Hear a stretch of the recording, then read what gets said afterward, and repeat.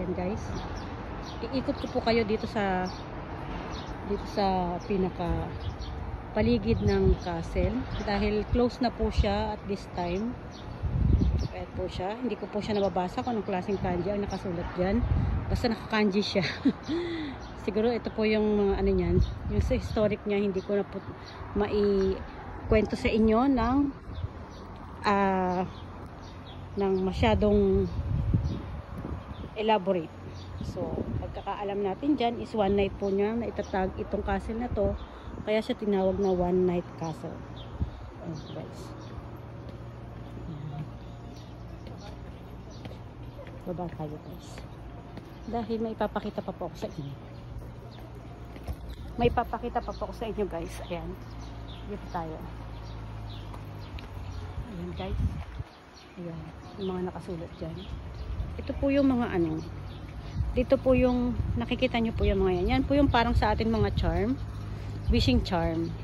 Ayan po nagsulat sila ng mga wish nila dyan. Diyan nila sinasabi. And then ito. Ayan guys. Ang lamig ng tubig. Ayan. Ganyan po yung pinaka-lucky charm nila, yung shape na yan. Hindi ko pa siya alam kung anong klase. Basta papakita ko lang po sa inyo yung castle dito. Ayan guys. Dito tayo sa likod.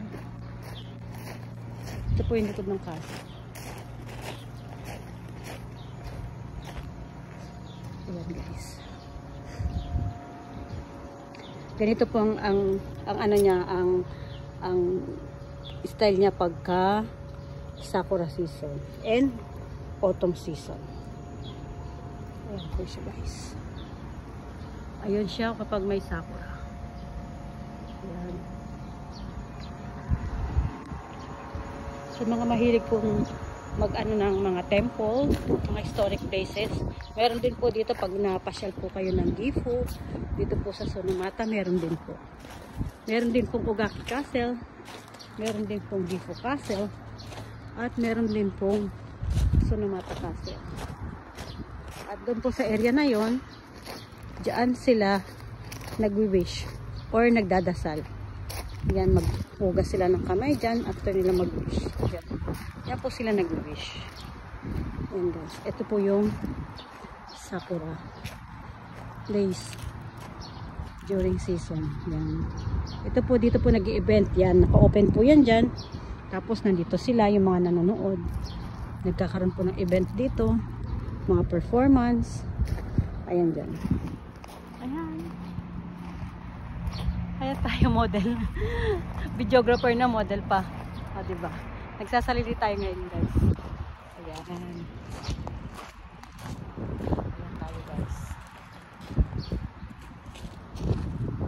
Ayan castle.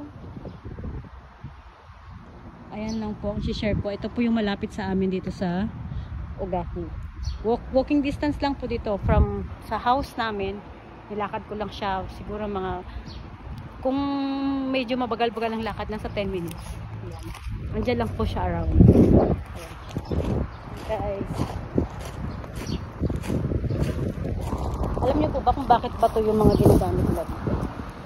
Kahit sa mga parking dito. Kasi, para daw alam nila kung may naglalakad sa paligid. O diba, maingay nga naman nila. Ayan po. Ayan. Sa naman na kasi.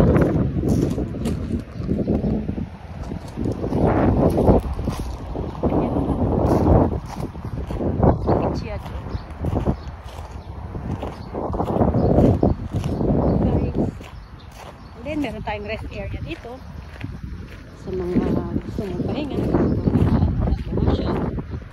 pwede may event, meron din yan area na po. Ayan. Ito po siya guys. Lahat po yan sakura. Ito po yung mga sakura tree. Ayan po guys, nakaikot na tayo. Kaya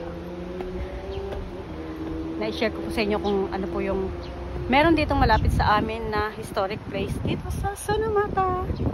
Bye guys! Sana sa mga nakakapanood nito, please subscribe po. Bago lang po ako din sa YouTube.